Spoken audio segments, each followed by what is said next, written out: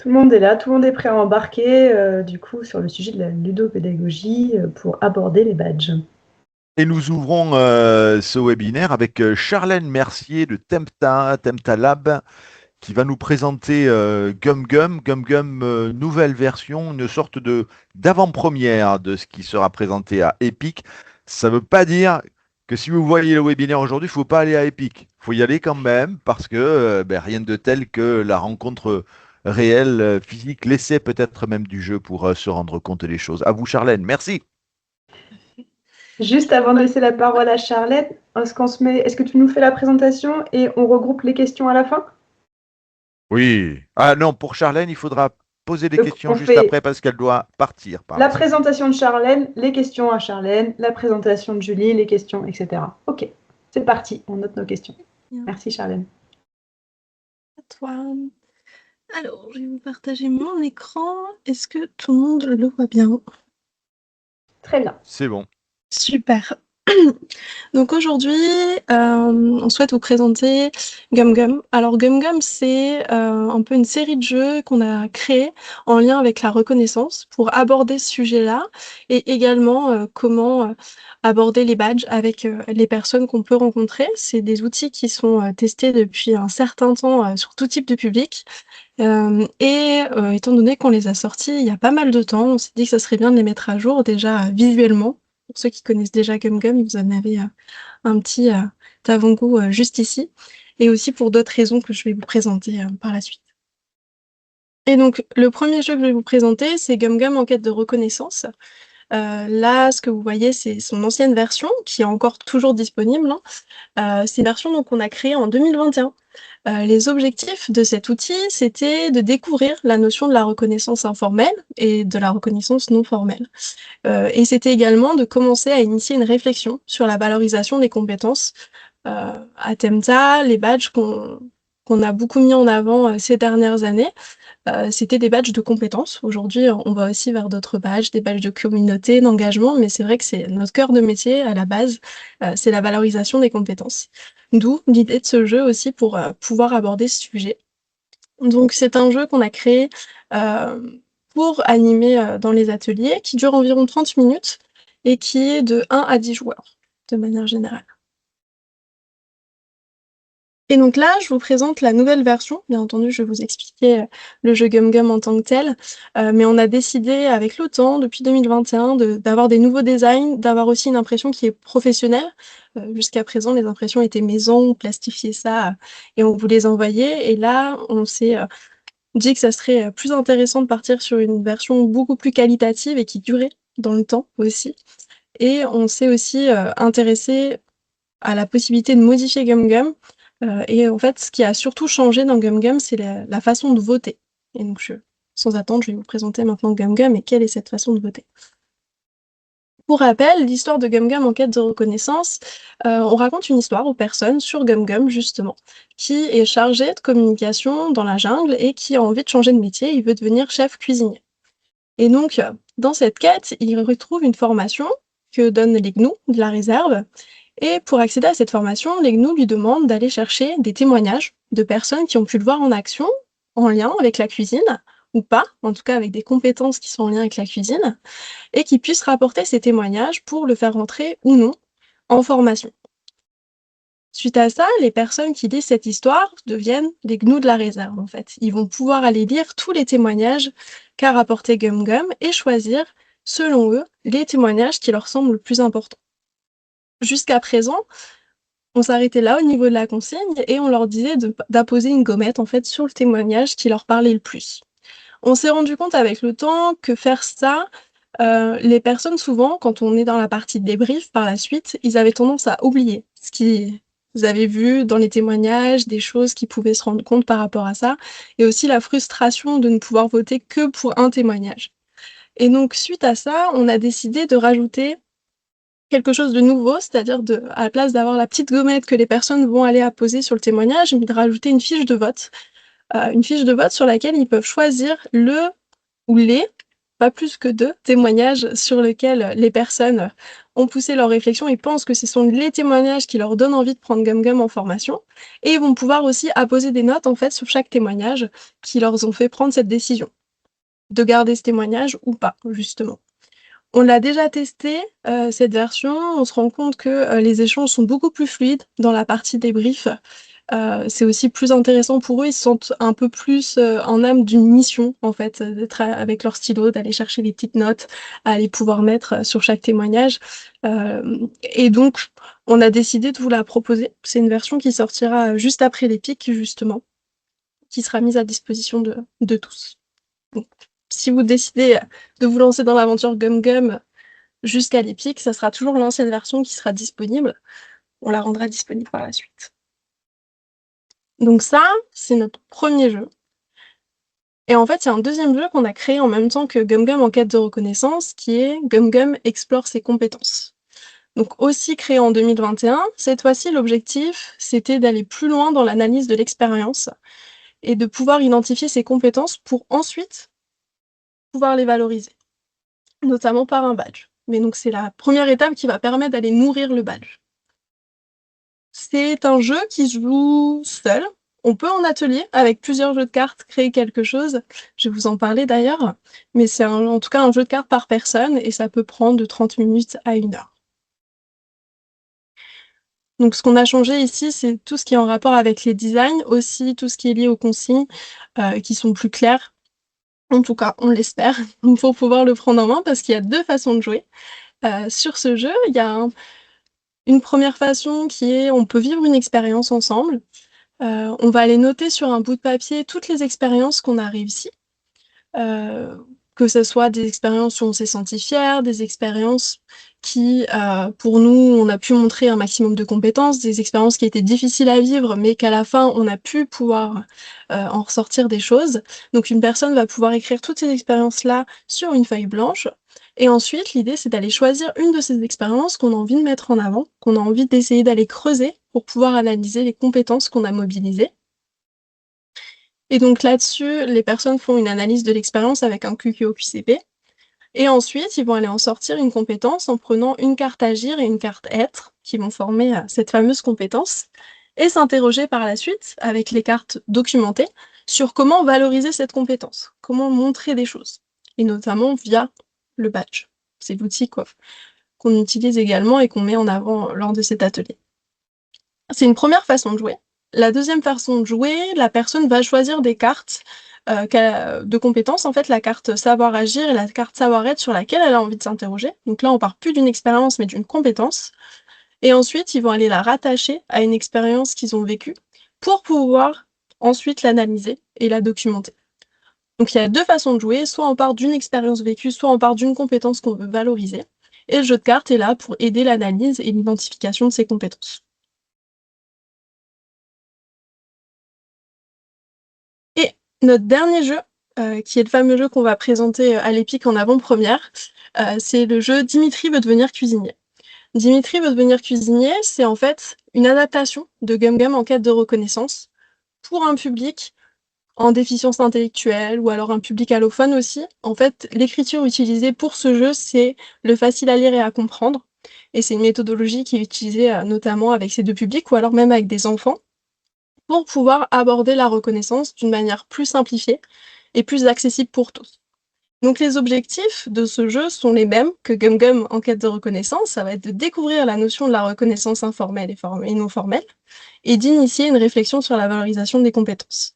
Sauf qu'on a changé la mécanique de jeu, et on n'est plus dans la jungle, parce que ça peut être plus compliqué à comprendre lorsque on fait aller les gens dans un monde autre que le nôtre. Là, on part sur quelque chose de plus réel, plus proche de nous, qui est Dimitri qui veut devenir cuisinier. Donc Dimitri qui est plombier et qui aime la cuisine depuis longtemps et qui a envie de se lancer dans ce métier. Et donc il rencontre Léane qui est, elle, chargée de recrutement dans un centre de formation et qui va demander à Dimitri d'aller chercher des témoignages qui peuvent attester de ses compétences pour devenir cuisinier. Et là, la façon de voter, elle va être complètement différente. En fait, les personnes vont avoir des jetons avec la tête de chacun des personnes qui ont donné des témoignages. Et il va falloir, à la fin de chaque témoignage, se poser la question de, à votre avis, Que va faire Dimitri avec ce texte? Est-ce qu'il va le mettre à la poubelle? Est-ce qu'il va le garder dans un tiroir, le montrer à ses proches? Ou alors le présenter à Léane? Une autre façon de pouvoir accéder sur cette notion de la reconnaissance.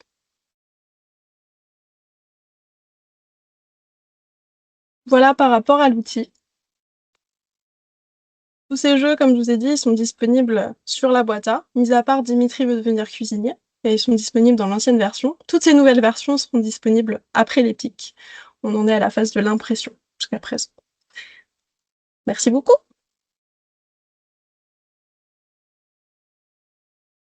Merci, Charlène. Des questions? Je peux lancer une question? Ouais. Quand vous dites 30, 20, 30 minutes, c'est 30 minutes sur l'ensemble du jeu, 30 minutes par personne. 30 minutes sur l'ensemble du jeu en tant que tel. Et après, il n'y a pas le temps de débrief compris. C'est vraiment le temps de jeu.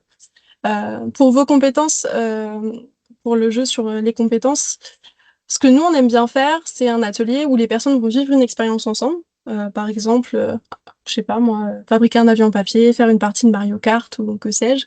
Et ils vont aller analyser cette situation en groupe sur la base du jeu de cartes et après reprendre leur fameuse liste avec toutes les expériences donc personnelles à chacun et cette fois-ci aller sur le jeu en version individuelle. Lorsqu'on est sur cette version-là, on peut être sur du 45-50 minutes de jeu. Après, il y a toute la phase de débrief aussi, d'accompagnement à la réflexivité qu'il faut prendre en compte par la suite. Moi, j'ai une petite question, Charlène. Est-ce que pour pouvoir animer ce jeu, il faut y avoir joué une fois, faut l'avoir vécu, et ou est-ce qu'il y a un carnet de l'animateur ou de l'animatrice qui permet justement de prendre du recul et prendre ce chapeau qui est différent quand on anime que quand on joue? Alors, il y a les deux. Je pense que de toute façon, pour prendre un jeu en main, c'est toujours mieux d'y jouer, de s'y intéresser avant en tant que joueur. Comme ça, on comprend vraiment aussi comment comprennent les personnes et les règles qui peuvent être potentiellement difficiles à raconter et se les approprier. Mais par contre, dans tous les cas, dans GumGum Enquête de reconnaissance, il y a un déroulé d'animation qui est aussi fourni. Et dans le GumGum Explore ses compétences, on fait en sorte d'apporter aussi des conseils d'animation. Donc notamment ce que je vous ai déjà dit à l'oral, mais en version beaucoup mieux expliquée. Pensez à faire une expérience ensemble, comment en fait se l'approprier en termes de collectif. On en parle aussi.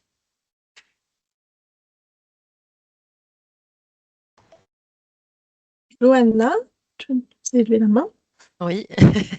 Je voulais savoir, en fait, est-ce qu'à l'Epic, il y aura possibilité de tester ces jeux ou ça fera l'objet d'une présentation comme celle-ci Non, l'Epic, on va faire un atelier. Alors, le GumGum enquête de reconnaissance, il va être fait en anglais, ce qu'on présente très souvent de manière générale dans ces événements, et donc on s'est dit que c'était bien de le présenter en anglais cette année.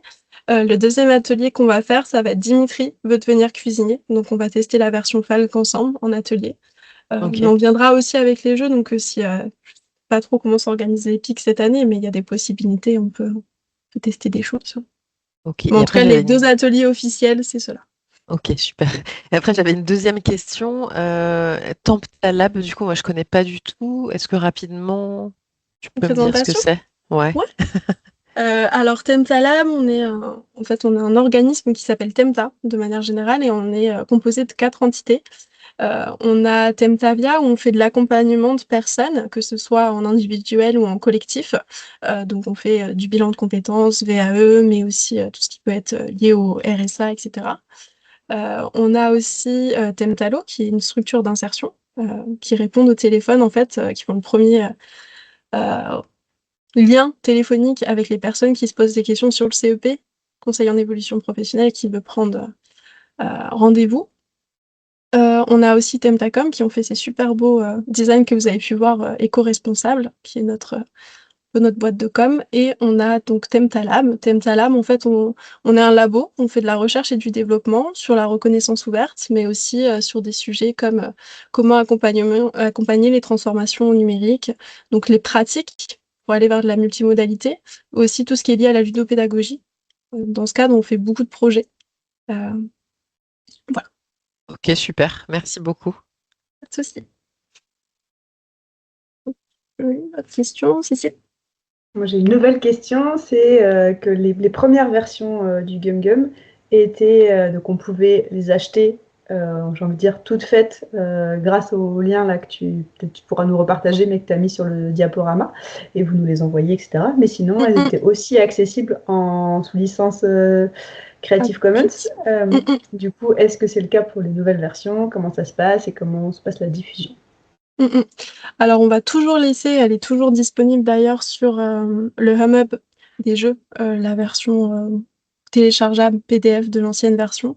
Pour la nouvelle version, pour le moment, elle va être disponible en version belle, imprimée. Je t'avoue qu'on s'est pas posé la question parce que c'est nouveau pour nous, l'édition de jeu, et donc on est déjà en train de gérer tout ce qui est lié à l'imprimeur. Mais en tout cas, tu fais bien de me le rappeler, et c'est une question que je vais aborder avec Eden et Muriel pour voir ce qu'on fait par rapport à ça. Il y aura une belle version, en effet, imprimable. Il y aura toujours la version de l'ancienne version, donc gratuite sur le Hub de reconnaître. Faut qu'on voit pour la suite. Ok. Bah, quand tu auras la réponse, n'hésite pas à nous le dire et Ouais. on pourra partager l'info. Peut-être j'en profite pour redire ce que c'est que le Hub, parce que peut-être s'il y a des nouvelles venues. C'est un petit réseau social, une petite plateforme d'échange, du coup, que l'association Reconnaître met à disposition, et dans lesquels il y a plusieurs sous-groupes de petits réseaux. Donc, il y en a un par Badjon, donc Badjon l'Occitanie a le sien. Et il y a aussi des groupes dédiés sur des thématiques. Donc, il y en a un sur la ludopédagogie, et c'est là qu'on trouve la ressource à télécharger dont parle Charlène. Si certains ou certaines d'entre vous ne sont pas encore dans ce Hub et souhaitent rentrer, n'hésitez pas. Voilà, il y a Philippe qui met le petit lien dans le chat, et puis n'hésitez pas à nous dire à Pierre ou à moi, et on fera en sorte que vous puissiez vous y connecter. Est-ce qu'il y aurait d'autres questions pour Charlène? Une fois, deux fois. À juger, Charlène, merci pour ta présentation. Merci à vous. Et à bientôt. Philippe, j'ai invité Charlène à la rubrique des jeux, de manière à ce qu'il n'y ait pas de jaloux, parce que Julie Lemonnier y était déjà passée. Donc à bientôt Charlène, et à bientôt à Epic. Bah, merci beaucoup tout le monde. Et puis bonne découverte de jeu. Et sens-toi libre de partir si tu dois te déplacer. C'est ça. Merci C'est pour ça que je dis au revoir maintenant. Julie Lemonnier, Université du domicile, Revel Skills. Julie, ben, c'est à vous. C'est parti, c'est à toi. Je te Merci dis c'est à Pierre. vous, mais Je me en fait, disais, tu me je te vouvoies, qu'est-ce tutoie. que j'ai fait? Qu'est-ce que j'ai fait comme Non, bêtise pour être vouvoyée tout d'un coup? c'est un réflexe professionnel. Donc, Revel Skills. Déjà, je vous présente l'UDD, ma structure. Donc, on est un organisme de formation. On est plutôt spécialisé dans le domaine de l'emploi à domicile, historiquement, mais on est en train de s'ouvrir à d'autres secteurs d'activité. Et on a la particularité d'avoir un Learning Lab et un campus qui est à Alençon, dont je suis responsable. On est une cinquantaine de collaborateurs à peu près, et on fait partie du groupe Domicile et Compétences. Donc l'UDD, là, on est adhérent à Reconnaître. On a intégré aussi le CA de Reconnaître à la dernière AG. On fait partie maintenant du Comité national des acteurs des badges numériques, collège entreprise. On a créé des badges numériques sur différentes activités comme la VAE ou le CFA, parce qu'on a un CFA hors les murs qui devrait démarrer. Et on propose aussi des badges, par exemple, dans le domaine de l'emploi à domicile. Là, c'est le badge vert. Enfin, je vois pas très bien, c'est un peu flou, mais c'est un badge tuteur particulier employeur. Et sinon, on a un petit Moodle d'initiation aux Open Badges où on peut acquérir à la fin le badge Open Badge j'ai acquis. Le campus UDD, donc on est à Alençon, on a 650 mètres carrés en centre-ville. On a la particularité d'avoir des activités à la fois coworking, location de salle, et hébergement professionnel, uniquement pro. plus un potager en permaculture qui nous sert de, on va dire, terreau pédagogique, puisqu'on a des collégiens qui viennent régulièrement. On propose aussi des ateliers grand public. Le potager, il est ouvert aux coworkers, il est accessible aux personnes qui sont hébergées, il n'y a pas de contrôle. C'est open source, mais open bar de légumes et d'herbes aromatiques, ce qui est plutôt pas mal. Et on a aussi une cuisine pédagogique. Le campus UDD, donc on est lieu de la reco, on est comment dire, tiers-lieu labellisé Normandie Connectée. Donc en Normandie, on a co-créé le collectif Badgemonde 61 en, je sais plus, 2022, 2023. Donc c'est un collectif informel, on a une quinzaine de structures. Après, je pense que comme tous les collectifs, ça va, ça vient.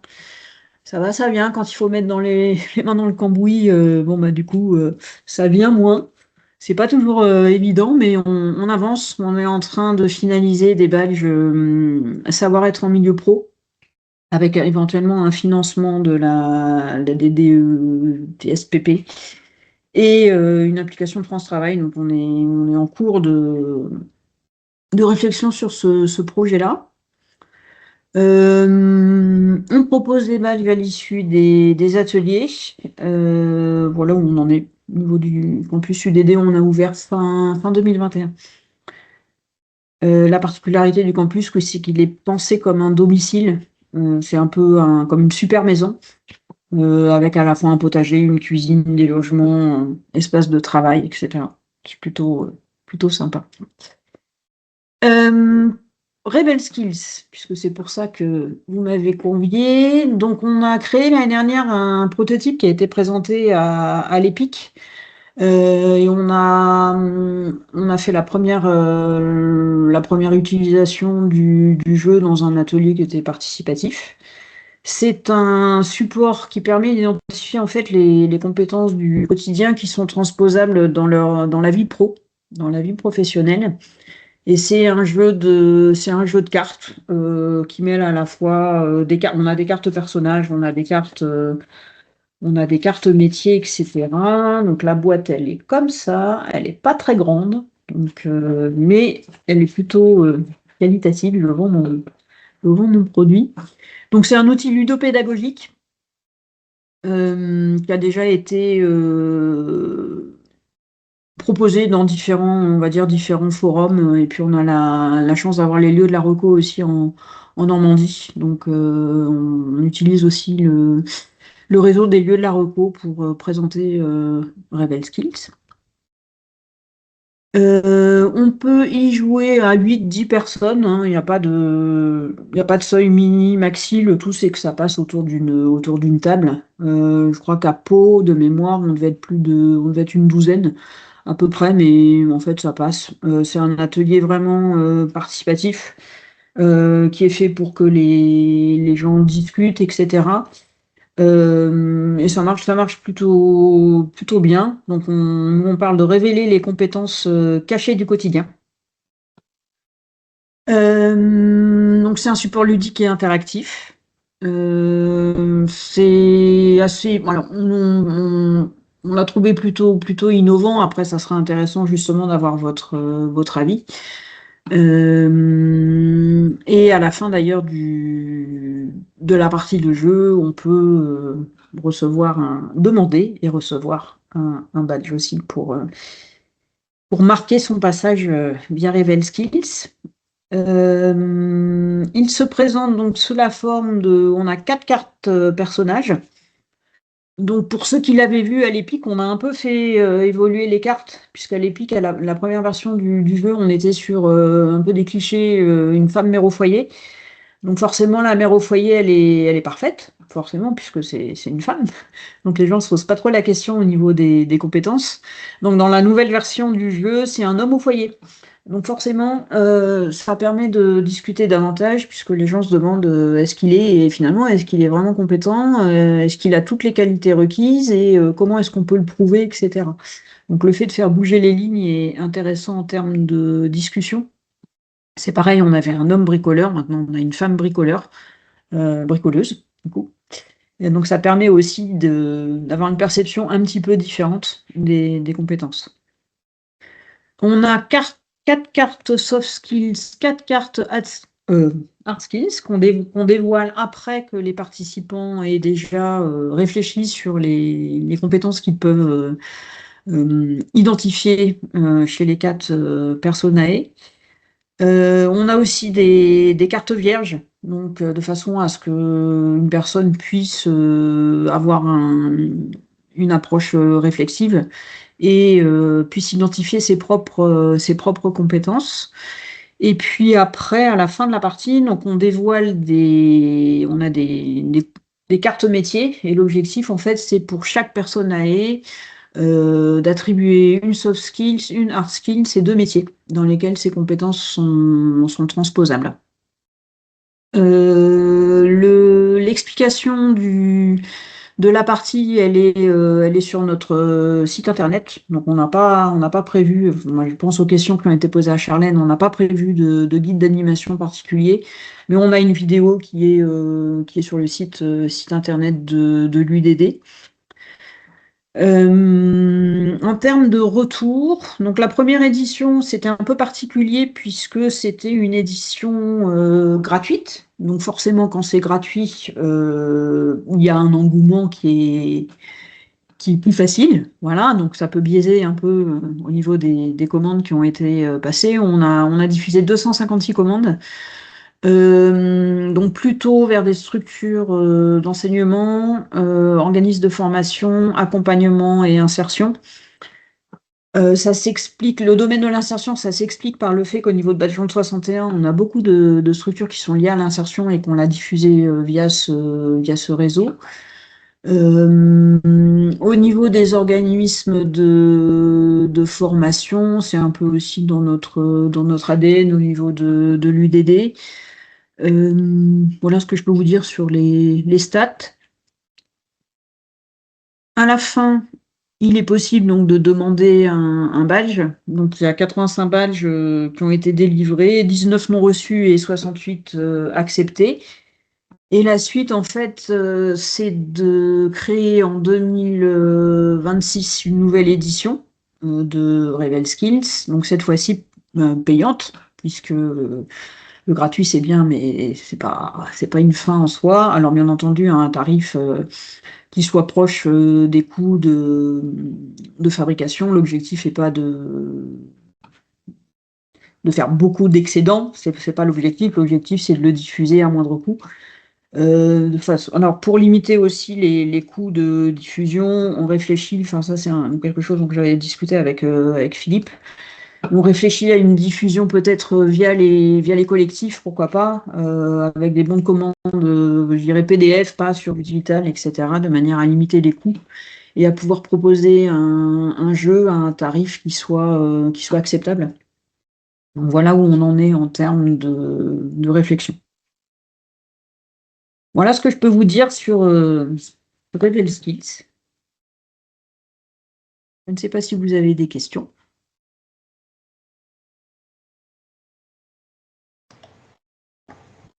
Merci Julie.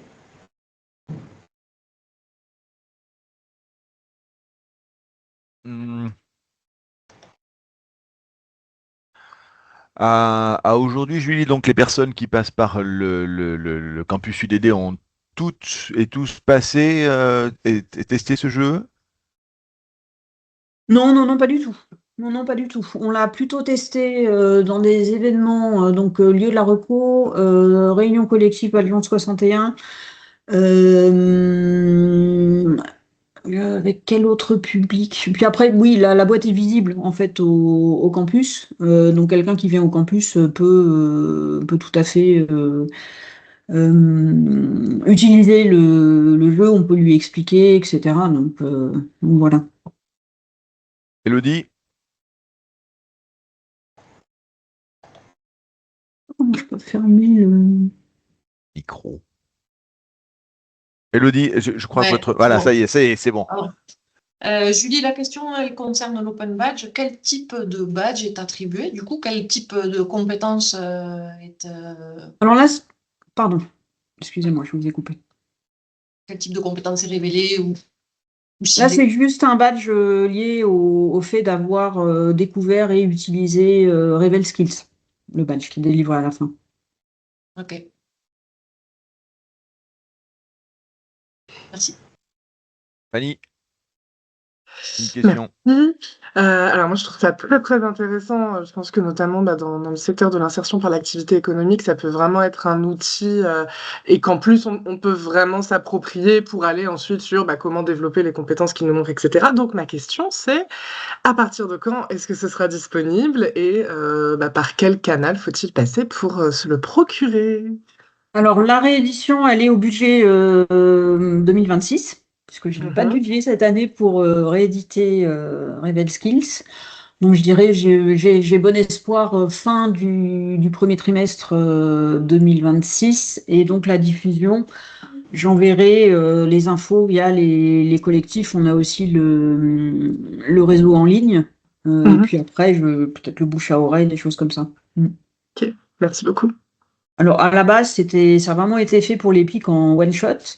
Et on s'est dit, c'est dommage. En fait, c'est dommage d'avoir fait tout ça et de pas ensuite pouvoir le diffuser. Donc j'ai bon espoir de pouvoir le rediffuser en 2026. Les plans d'action sont en cours d'arbitrage. Donc, normalement, ça devrait être bon.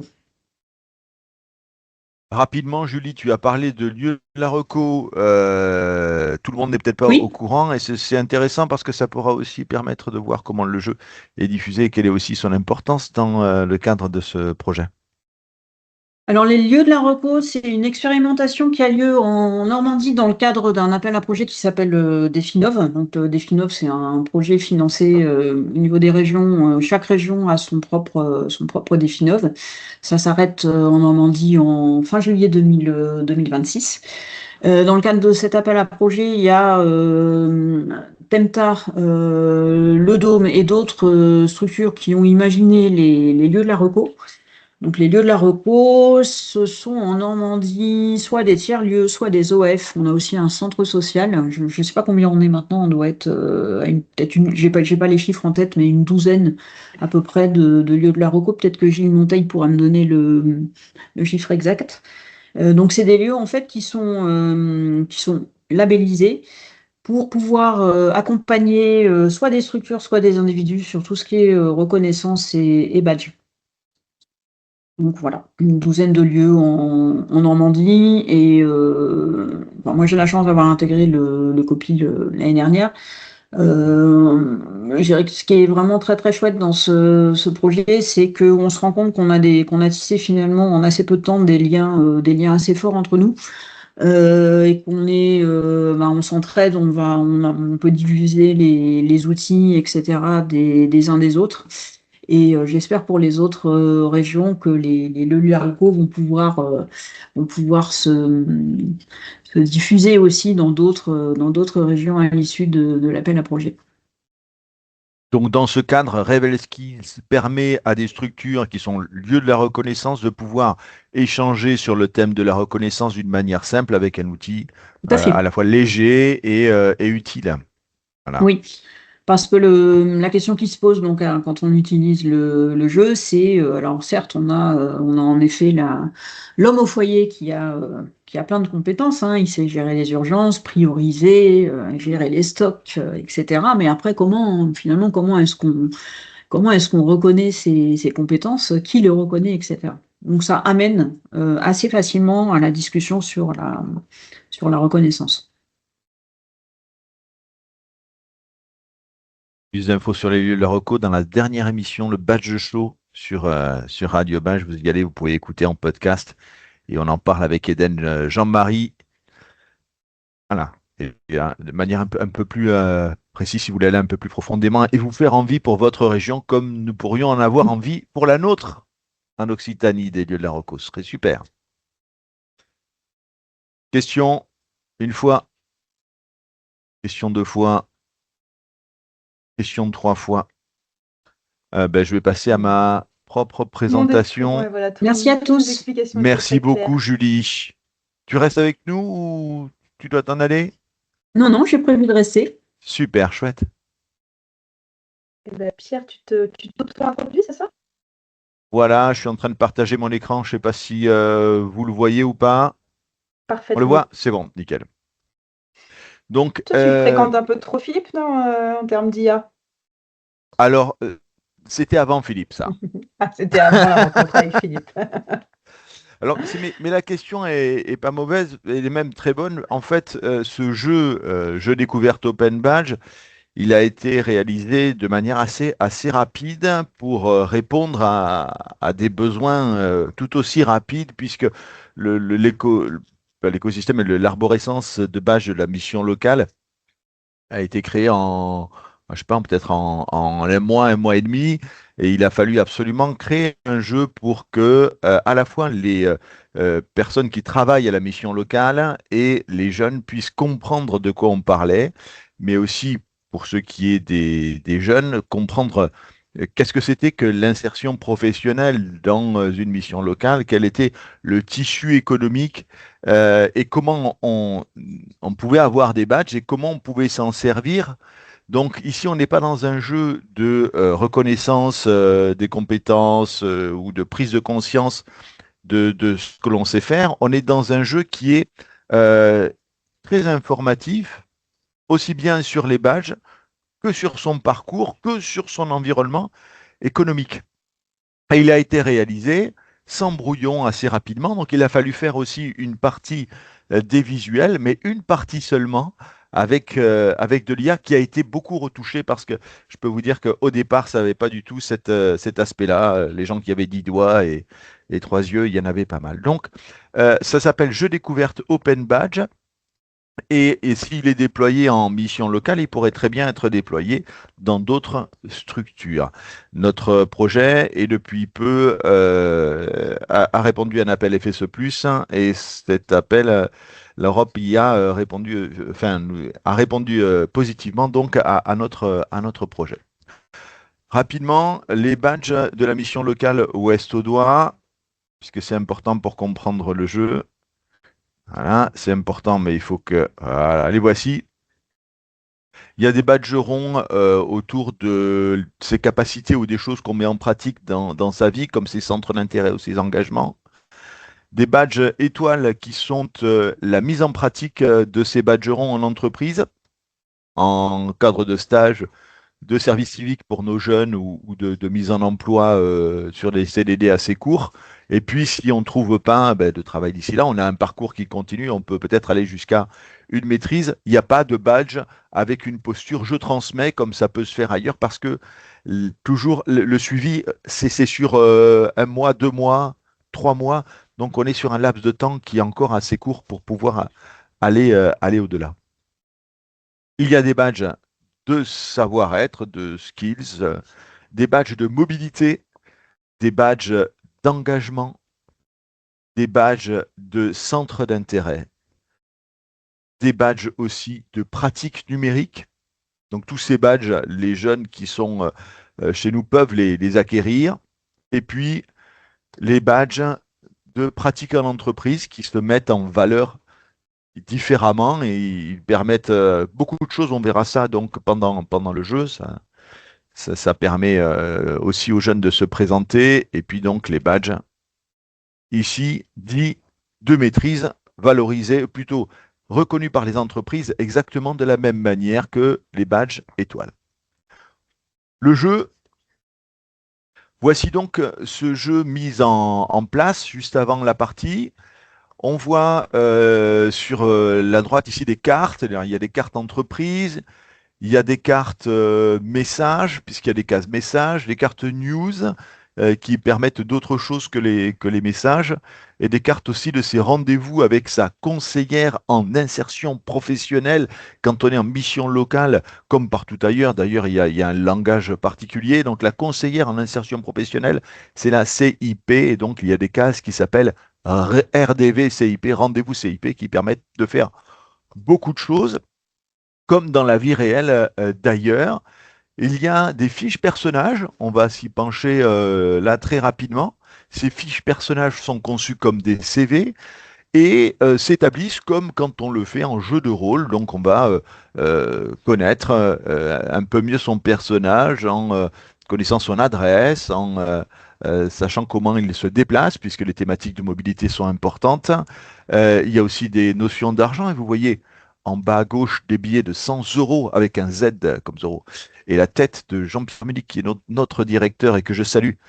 Au milieu, il aura pu avoir dans son existence un billet à son effigie. Il va partir à la retraite et il pourra en être fier. Et en haut à gauche, il y a des fiches spéciales pour les maîtres de jeu, parce qu'il y a aussi une fiche de maître de jeu qui va lui permettre de faciliter sa partie, mais aussi avant de comprendre comment maîtriser la temporalité et faire face à toutes les possibilités, puisque ce jeu, il est assez proche de ce que l'on va rencontrer dans la vie réelle en 6 mois d'insertion professionnelle. Mais on va faire comme quand on joue. La première chose qu'on fait avant d'expliquer plus précisément, d'ailleurs on n'explique pas très précisément au début du jeu comment ça se passe, tout doit se passer assez rapidement, on va établir notre fiche de personnage. Voici notre fiche de personnage. Notre personnage, il a un nom, et ce nom, il est très éloigné de nous-mêmes. Parce que les jeunes qui vont jouer là, on ne sait pas en fait leur parcours, comment il va se dérouler. Peut-être qu'il va leur arriver plein de bonnes choses, peut-être qu'il va leur arriver des choses pas super, mais à la fin, quand même, ils auront un personnage à présenter. Et parce qu'on est plusieurs, on va voir différents parcours en insertion professionnelle. Il ne va pas falloir prendre ça pour nous. C'est bien d'un personnage qu'on s'occupe. Et donc, le nom du personnage, il est tellement important que j'appellerai chacun des jeunes par son nom de personnage. Ici, par exemple, Ravioli sera appelé Ravioli du début à la fin. C'est un style un peu d'humour, mais surtout, ça permet d'avoir une différenciation entre soi et les aventures qui arrivent au personnage duquel on parle, duquel on s'occupe. On va tirer avec un D20, je ne sais pas s'il y en a qui parmi vous sont habitués au jeu de rôle, avec un D20 face, l'éloignement du personnage de tous les points du jeu. Donc notre personnage Ravioli, par exemple, ici, habite à 12 km de tous les points du jeu. Parfois, ce sera important, parfois, ça ne le sera pas, mais quand ce sera important, on pourra donc parler de mobilité. La mobilité, on en parle d'ailleurs avec un D10, on tire un D10, et avec la fiche du maître de jeu, donc, quand je tire un D10, je peux savoir si je suis à pied, si j'ai un scooter, si j'ai un vélo, ou si, par exemple, je pratique les transports en commun. Et à ce moment-là, j'ai des petits badges imprimés. Ce petit badge imprimé, je vais le mettre ici à mobilité, à l'espace mobilité, comme dans notre CV. Si je n'ai pas le permis, mais que je pratique les transports en commun, je mettrai un badge de transport en commun à la place de permis. Et ça me permettra de valoriser cette pratique et même aussi de me présenter, et on verra ça à la fin. On va tirer aussi des points de santé avec un D4. Si notre personnage a 0 point de santé, il ne meurt pas, pas de problème. Il va se reposer pendant un D4 de tour. Par exemple, je tire 2 tours et il va gagner 2 points de santé. Donc, il faut faire très attention à sa santé. Et notre conseillère en insertion professionnelle pourra peut-être nous s'inscrire à un atelier de santé. Et enfin, on va piocher 2 badges de centre d'intérêt. Ici, par exemple, pratique du dessin et de la cuisine. Dans les centres d'intérêt, il peut y avoir aussi un engagement de son personnage. On peut tirer un badge bénévolat ou bien une pratique numérique. Donc, au départ du jeu, notre personnage, il a un nom, il a une mobilité, il a une adresse et donc un certain éloignement, et il a quelques badges de centre d'intérêt. Tout ça lui sera très utile. Voici le plateau. Ce plateau, il est divisé en 6. Il y a 6 mois. Les mois sont séparés ici, sont matérialisés par une séparation en forme de damier, comme dans les courses. Quand je passe un mois, je gagne 100 euros. C'est mon allocation. Mais peut-être que mon personnage, il aura une envie folle de s'acheter un téléphone à 500 euros, ou peut-être qu'il va faire une soirée, il va claquer 200 euros, sauf si bien sûr il a fait l'atelier, je gère mon budget, on verra ça tout à l'heure, et il pourra payer en 6 mois. C'est possible. Peut-être aussi qu'il gagnera 200 euros parce que ce sera son anniversaire. Ce personnage, il va pouvoir gagner des badges différemment au long de la partie. Au début de son parcours, comme chez nous, quand les jeunes sont en début de de parcours en insertion professionnelle. Il pourra passer un atelier de détection de compétences. Alors ça pourrait être Gum Gum, nous ça s'appelle Compétences Force, c'est un atelier qui a été créé au Canada, un atelier qui dure une bonne journée, dans lequel on prend conscience des compétences qu'on met dans la vie personnelle et qui pourraient être transférées en vie professionnelle, et on pourra gagner ici des badges de skills, et moi je leur dis que c'est des compétences, c'est plus simple, et puis aussi ça permet aussi de prendre conscience de ce que l'on sait faire et de ce que l'on sait être. Euh, Ces badges de compétences, ils seront mis dans notre, on verra tout à l'heure, dans notre fiche de personnage à l'espace compétences comme on le met dans son CV. La case Joker qui est juste à côté, eh bien, c'est à l'intérieur de la mission locale, on vous reconnaît votre persévérance ou on vous reconnaît. Voilà. Ces badges, ils sont tirés au sort dans une petite boîte à badges. Et comme on l'a pu le voir tout à l'heure, cette boîte à badges, il y en a une pour compétences fortes, une pour Joker, une pour la gaming house de l'insertion, etc. On peut, notre personnage quand même, il est en insertion professionnelle, il va falloir qu'il fasse une formation, il va falloir qu'il passe aussi des stages. Ces formations, alors il y a pas mal de cases formation, il y a aussi une case alternance. Ces formations, on va la choisir là dans le menu des formations, hôtellerie, restauration, aide à la personne, vente, etc.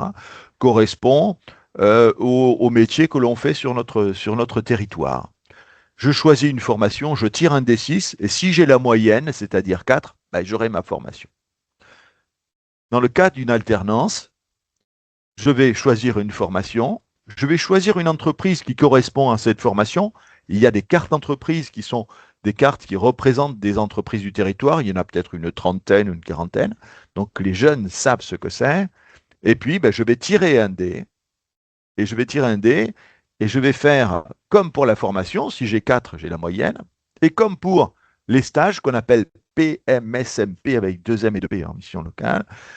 Comme pour les stages, je pourrais peut-être gagner un badge étoile en lien avec l'un de mes badgerons, plutôt l'un des badgerons de mon personnage. Et là, il y aura toute une réflexion, vous allez voir. Je fais donc un stage, une PMSMP. Je fais un 5 ou un 6 avec mon dé. Ça veut dire que mon personnage a vraiment réussi son stage. S'il a fait un 1, c'est qu'il est parti avant la fin, ça ne s'est pas bien passé. Mais ici, j'ai fait un 5 ou un 6. J'ai des badges. J'ai peut-être pas de badge de compétence, j'ai peut-être un badge de mobilité, puis un badge de centre d'intérêt. Quelles sont les compétences de votre personnage qu'il a pu mettre en valeur dans ce stage? Eh bien, je sais pas, j'ai un badge, moi, de transport en commun. Mais qu'est-ce que ça veut dire prendre des transports en commun? Il y a quand même des compétences derrière ça. Lesquelles? Ben, l'autonomie, par exemple. Ça, c'est quand même très important, l'autonomie. Quand on prend les transports en commun en toute autonomie, on sait se débrouiller. Ça. Donc, on va avoir une petite réflexion. Et cette autonomie, vous l'avez mis en place comment quand vous étiez en stage dans cette entreprise, concrètement? Et on imagine une situation assez rapidement et très concrète. Et on va donc donner un badge étoile en lien avec cette situation. Et cette situation, on va la mémoriser. Ce sera important pour la fin du jeu.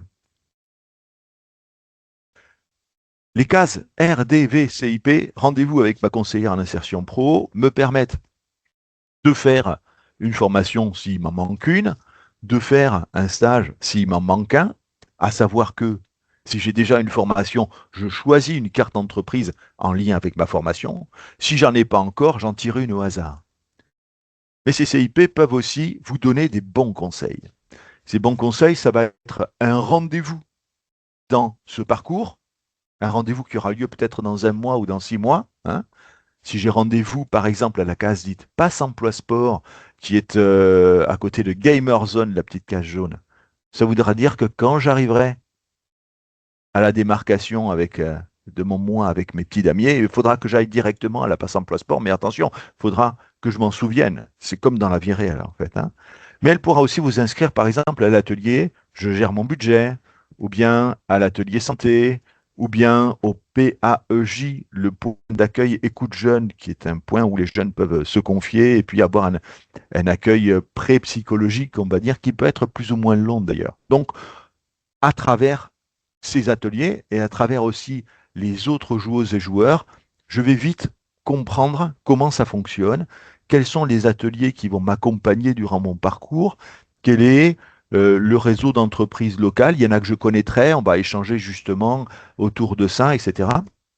Et voilà, et donc comment un parcours de vie et un parcours d'insertion se mêlent avec ses aléas, ses avantages, les différences de parcours. Je commence par des stages, je commence par des formations, etc. Les cases news, il vous arrive quelque chose dans votre vie ou bien vous voyez une info. Il y a dans ces cases news, par exemple, des jeux qu'il peut y avoir entre les joueurs. Je gagnais le badge bricolé en répondant à une question bricolage posée par l'un des joueurs. Il y a aussi, vous perdez votre grand-mère pour la 3e fois et vous ne profiterez pas donc de votre prochain rendez-vous, ce qui veut dire quelque part que parfois on a des bonnes raisons ou parfois des mauvaises raisons de ne pas aller à son rendez-vous. Donc ça fait rigoler tout le monde, mais tout le monde se reconnaît d'une manière ou d'une autre, ou reconnaît quelqu'un d'autre. Et il y a aussi des cases avec des QR codes. Il n'y en a pas beaucoup, mais il y en a. Sur ces QR codes, on va se rendre, par exemple, tenez, sur la page de France Travail qui propose en ce moment des emplois sur le département. Ça va vous informer, ou bien d'autres choses, une vidéo autour de la santé, ou bien une vidéo TikTok sur quelqu'un qui est en train de faire des ongles à Dubaï. Est-ce que ça vous semble vraiment cohérent comme offre d'emploi? Ça, c'est ancrage dans la vie réelle, et en plus c'est très souple, je peux changer de QR code quand j'en ai envie, si j'ai envie de faire des nouvelles cartes. Dans les cartes messages, il peut y avoir des pubs comme l'achat d'un iPhone, je n'ai pas dit iPhone, ok, d'un Pineapple, un smartphone à 500 €. Si mon personnage a fait l'atelier, je gère mon budget, il ne l'achète pas, ça va. Il a compris. Par contre, s'il ne l'a pas fait, il va craquer, il va craquer. Il va y avoir des mails. Parmi ces mails, il y aura quelques spams, il faudra les deviner, ce n'est pas évident pour tout le monde et c'est très intéressant. Il y a des petits messages laissés par mémé sur le frigo où il faut faire les courses, ou bien un SMS qu'on va avoir pour une invitation, peut-être une info sur une entreprise qui recrute. Mon personnage, donc, il va faire ce parcours. Il a déjà 3 badges. Ravioli, il prend les transports en commun, il pratique le dessin et la cuisine. Ravioli, il a été par un atelier, il est passé par un atelier, on a reconnu sa capacité d'initiative. Initiative, je suis capable. Il a fait des stages, il a réussi par exemple un stage, vous voyez ça c'est trois des cartes des entreprises du territoire. Il a fait un stage à la Belle Aude, des glaces magnifiques qui sont faites à Carcassonne et sont délicieuses. Il a réussi ce stage et il a obtenu le badge esprit d'équipe parce qu'il a fait un 5 ou un 6. Et pourquoi esprit d'équipe? Eh bien parce que quand on travaille dans cette usine de glace, il faut vraiment, vraiment être en communication les uns avec les autres, s'écouter et faire corps, parce que il y a des problèmes de rupture du froid, il faut vraiment faire attention, c'est une véritable horloge à l'intérieur de cette usine-là. Et donc l'esprit d'équipe, il a pu la découvrir comme ça, à la fois son utilité et puis à quel point ça pouvait être enrichissant personnellement. Il a fait une formation, Ravioli, d'aide à la personne. Et peut-être que ça ne lui a pas plu et qu'il a fait un stage avant, ou peut-être que... C'est comme dans la vie, hein, parfois on fait des formations, mais on prend d'autres voies professionnelles. L'alternance, donc, pour vous l'expliquer, hein, c'est un peu comme la formation et le stage. J'ai fait l'alternance en vente, et cette alternance, je l'ai fait avec une entreprise du territoire. Et là aussi, je peux gagner un badge étoile. Et à la fin du jeu, j'arrive en case emploi, j'ai quelques cartes d'entreprises qui font partie de mon réseau. On leur dit c'est votre réseau d'entreprise que vous avez rencontré, vous avez réussi des choses, vous avez fait ce qu'on appelle une info collective et vous l'avez visité, ça vous a plu, ça vous a pas plu. C'est votre réseau d'entreprise. On va choisir l'une de ces entreprises pour pouvoir s'y présenter. Ici, par exemple, il va choisir la Belle Aude, Ravioli. Alors Ravioli, ça peut être elle ou lui, pas de problème. Il a aussi quelques cartes qu'il a eues dans son parcours. Alors Ravioli, il a fait l'atelier je prends en main ma santé. Et il a acheté l'iPhone à 500 €. Hein, voilà. Et puis là, c'est une carte aussi positive où il a pu faire face, et il pourra faire face à ses problèmes personnels si jamais il en rencontre. Et donc, il va devoir se présenter, Ravioli. 20 minutes par personne. soit on joue à 4 ou à 5, au-delà on fait des équipes, et c'est encore plus sympa de faire les équipes, et on présente le personnage. Alors comme ça, de but en blanc, pas facile, le maître de jeu va aller derrière, et lui, il va faire comme ça. On va commencer par donner le nom, l'adresse, et puis sa mobilité, et on va aller progressivement vers notre cible, en l'occurrence l'entreprise dont on parle. On va passer par les centres d'intérêt, s'ils ont un intérêt dans votre présentation, hein, vous n'êtes pas obligé de tout dire, par vos compétences. Voilà. Alors c'est Leclerc qu'on a choisi. Alors j'ai fait un stage à la Bellaude, j'ai fait une alternance en vente et j'arrive à Leclerc. Ben, d'accord, ok, pas de problème. Tac, tac, tac, tac. Bonjour, je m'appelle Ravioli, j'habite à 12 km de Leclerc, Limoux. Je n'ai pas le permis, mais par contre, je pratique les transports en commun sans aucun problème. Je serai là à l'heure tout le temps. Je suis quelqu'un qui aime bien la cuisine. D'ailleurs, si je m'appelle Ravioli, c'est pas pour rien. Je me débrouille bien. La cuisine, c'est beaucoup d'organisation. C'est une passion aussi. Je pratique le dessin. Je suis plutôt quelqu'un de manuel de manière générale. Et je suis quelqu'un aussi qui réagit dans la vie. Je suis capable d'initiative. J'ai mis mes compétences en pratique quand j'étais en stage à la Bellaude.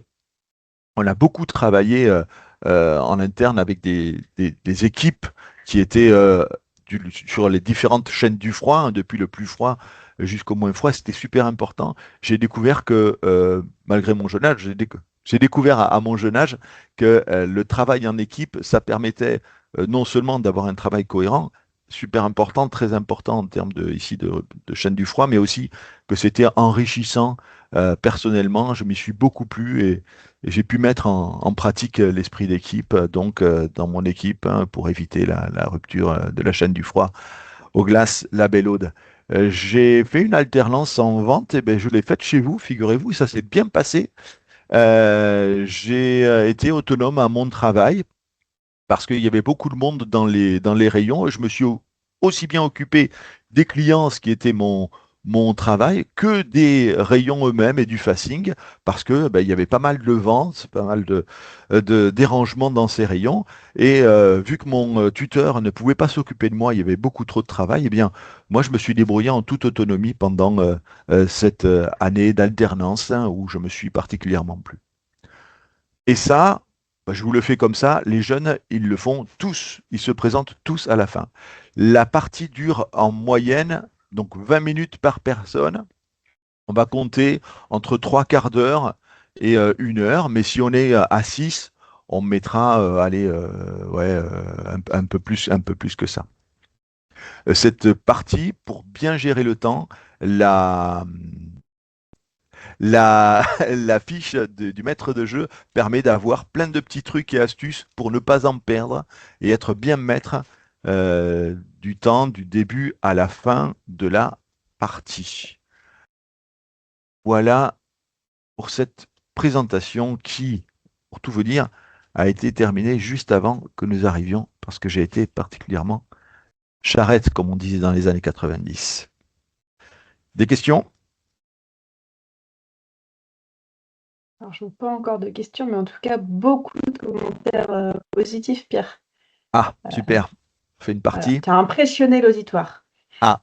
Du coup, je crois qu'en moyenne, combien de temps dure la partie globalement? Peut-être tu peux tu as dit pour les présentations, mais au Ouais, un global. quart d'heure à 20 minutes par personne.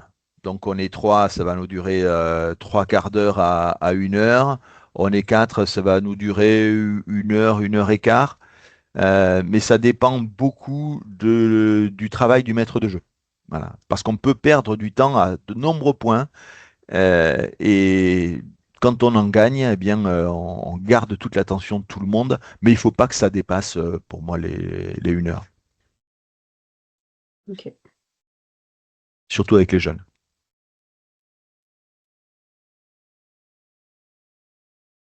Ce jeu est protégé. Je vais dire quelque chose que j'ai déjà dit pour celles et ceux qui ont déjà assisté, mais il est très jeune, il est très frais, hein. Il y a environ 150 personnes qui y ont joué. On y joue toutes les semaines, hein. Et il fonctionne très bien. Il a eu plusieurs revues. Là maintenant, il est tout à fait efficace. Les animateurs du maître de jeu, pour l'instant, c'est moi. Mais la fiche du maître de jeu est faite pour que tout le monde puisse la prendre en main. J'ai formé un animateur ici, un autre animateur de maître de jeu qui va devoir se lancer dedans. Mais c'est assez facile de le faire si on connaît bien sa mission locale ou bien son organisme d'insertion, vu que quand on tire une carte, il y a quelque chose qui arrive et donc on suit la carte. Cécile, Il y a Elodie d'abord. Élodie. Oui, merci, ça doit être très chouette d'y jouer. Je me pose la question justement des participants. Comment le reçoivent-ils? Qu'est-ce que ça change en fait pour eux, avant et après le jeu, ou avant et sans? Donc nous, ce sont des jeunes participants. La mission locale, l'insertion professionnelle, ils connaissent pas. Le tissu économique, ils connaissent pas. Les badges, ils connaissent pas. Quand ils sortent de là, ils savent à quoi va leur servir leur mission locale, à quoi vont leur servir leurs badges. Et pour ceux qui sont timides, ils vont comprendre que les badges vont aussi leur servir, être un filet de sécurité et même un fil d'Ariane dans la manière de se présenter. Donc, à la fin du parcours, quand ils ont ouvert leur compte de badge et qu'ils ont leur premier badge, ils ont un atelier de présentation où on se présente comme on l'a fait dans le jeu, en 3 ou 4 parties, et d'une manière plus personnalisée. Et ils arrivent à se présenter, y compris les plus timides. Et ça, c'est bien. Donc, Et eux, ils sont là, ils ont les infos. j'imagine que ça doit être. Enfin, je peux émettre l'hypothèse qu'il y a une implication. Enfin, ils sont dedans, ils rentrent facilement dans le jeu, c'est plaisant, c'est agréable. Ouais, Et en c'est plus, pas un c'est jeu qui est uniquement. facilitant, Ouais. j'imagine, pour eux derrière.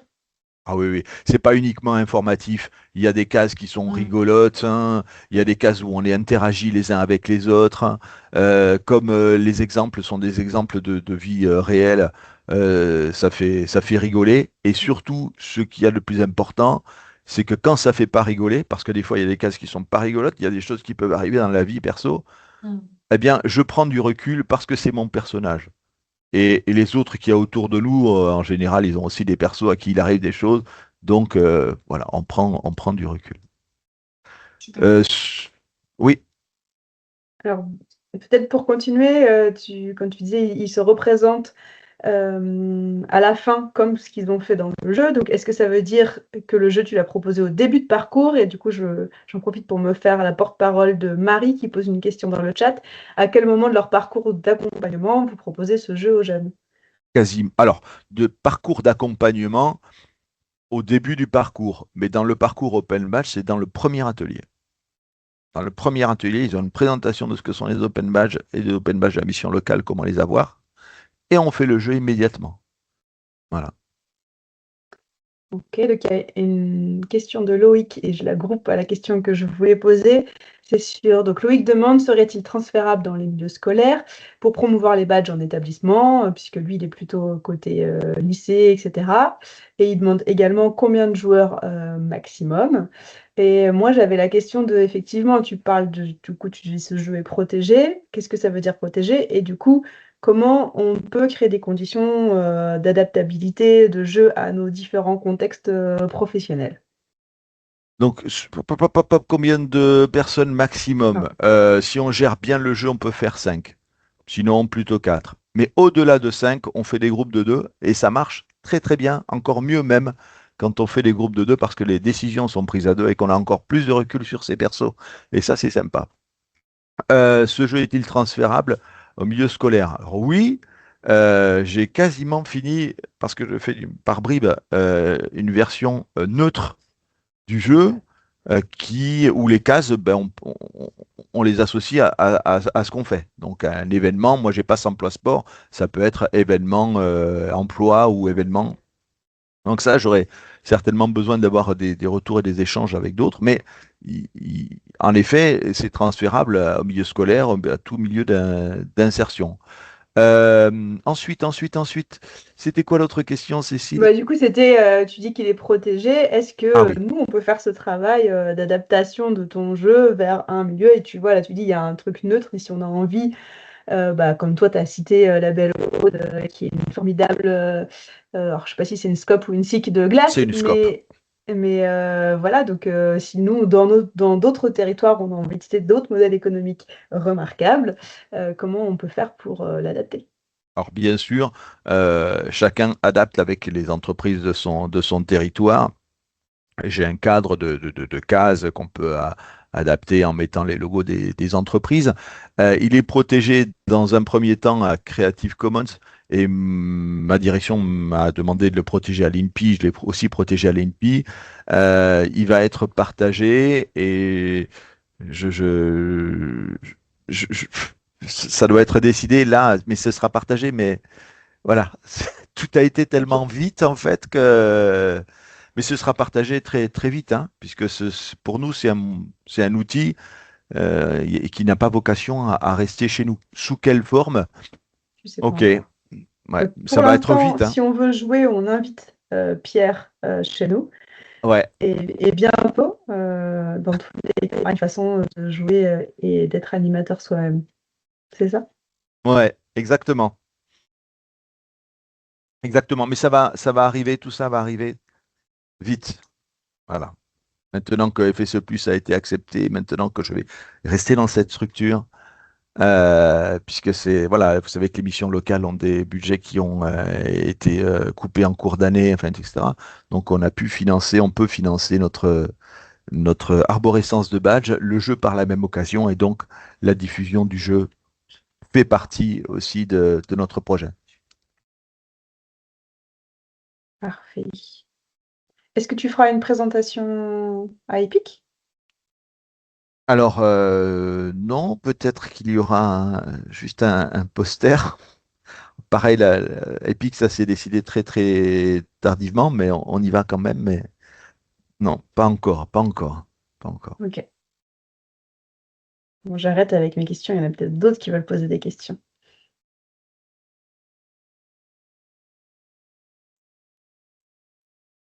Julie, j'ai vu un mouvement, mais ton micro, il est coupé.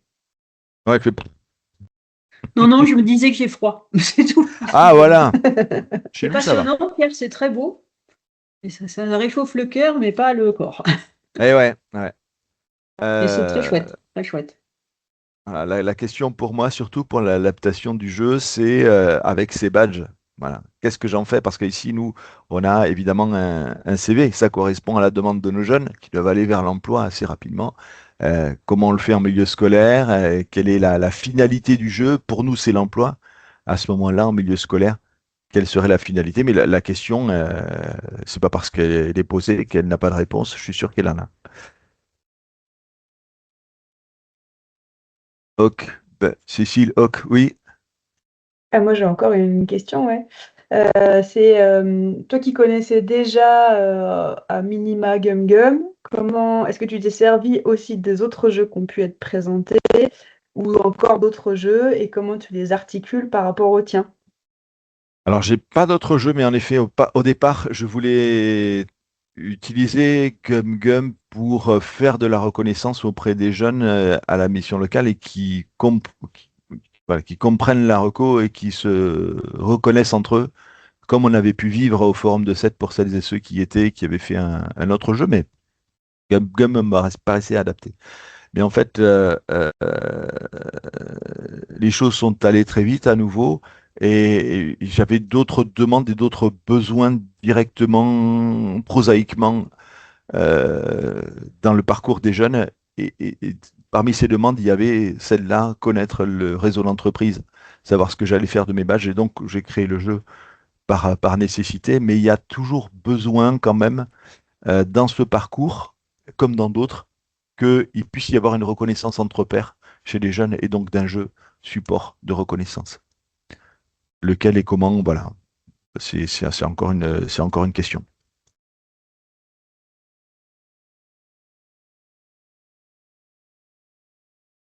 Eh bien, Cécile, il ne reste plus qu'à peut-être à donner Y un a-t-il prochain rendez-vous. D'autres des questions? dernières questions, ouais, peut-être?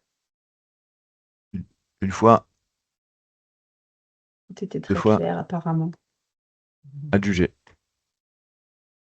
Ah si, si, si, il y a Elodie. Elodie, Ouf, juste avant le 3. Ouais, sur le Waouh. fil, ouais, pardon.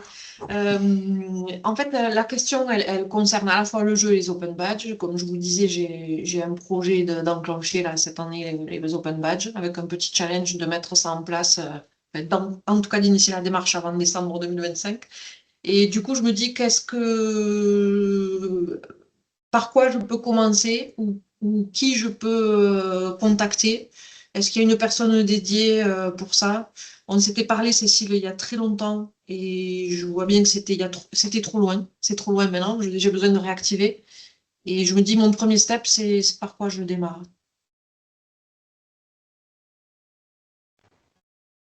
Par quoi tu démarres ton projet? Donc, par quoi je démarre pour avancer sur la mise en place de ces open badges? Je vois bien que j'ai besoin de conseils, j'ai besoin d'être peut-être accompagnée aussi dans cette démarche. Est-ce que quelqu'un est dédié dans l'association? Est-ce que il y a des structures qui sont peut-être dédiées ou qui font ça, d'accompagner aussi ces démarches-là? Bah, il y a Euh, plusieurs réponses. Pour moi, mm, par quoi on commence, c'est par avoir des badges soi-même, par faire cette démarche pour soi. À mon avis, ça me semble primordial. Après, à l'association Reconnaître, dans l'association, il n'y a personne de dédié qui va faire un accompagnement.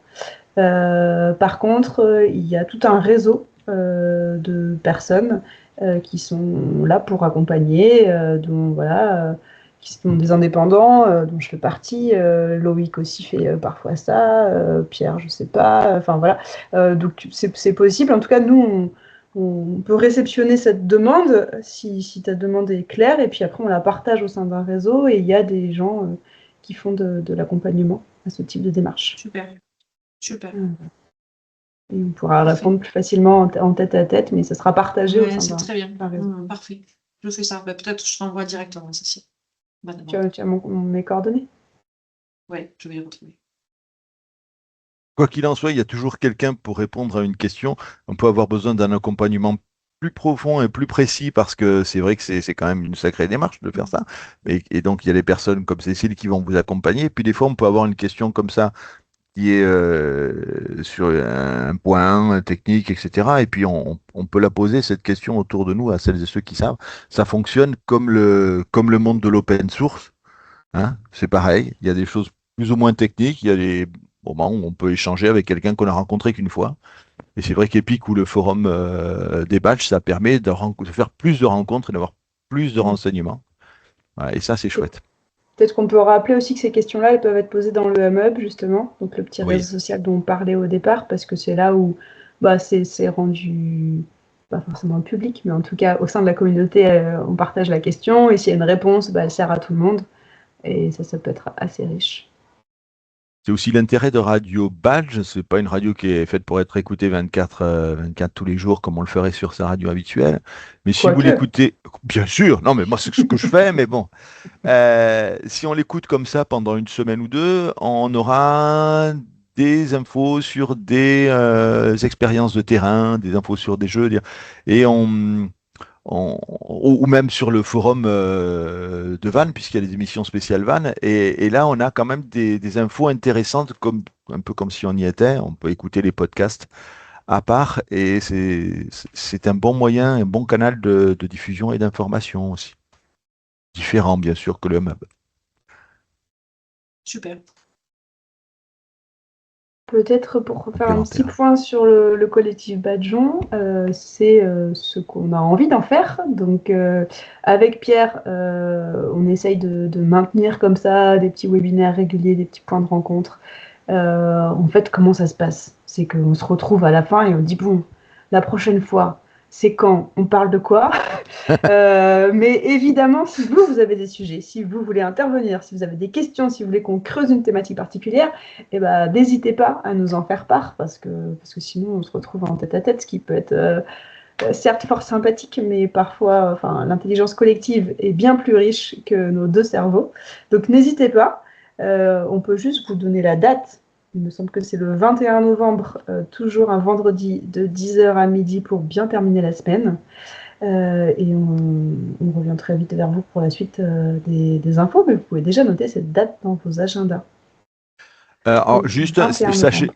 si le sujet des jeux vous intéresse, il y a bien d'autres ateliers, et parfois les ateliers tout à fait enfin, encore surprenants.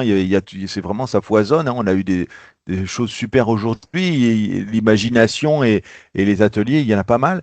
Donc, on pourrait tout à fait faire encore un autre webinaire avec plein d'autres jeux différents et d'autres ateliers qui se pratiquent en France. Et si ça vous intéresse, on pourrait tout à fait en faire un autre sans aucun problème. Il y a matière.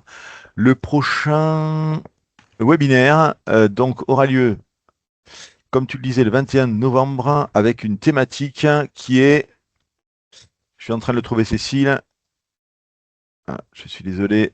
Tu veux qu'on fasse un roulement de tambour pendant ce temps-là? Oui. Ah, je ne veux pas te dire trop longtemps non Ouais, plus. vas-y, ouais, c'est ça. Respire en même temps. Ouais, non, mais c'est Eh j'ai ben, mon c'est pas qui- grave. Vous le saurez, voilà, on vous C'est l'enverra. pour faire un peu de suspense. Et puis surtout, si vous nous apportez une nouvelle thématique, on est capable de tout changer au dernier Ouais, moment. c'est libre. Donc on compte sur Yamina pour nous rejoindre très bientôt. N'est-ce pas, Yamina? Ouais, elle a dit oui, tout à fait, je vous écris. Et je vous propose mon aide On lit sur à ses tout lèvres. jamais.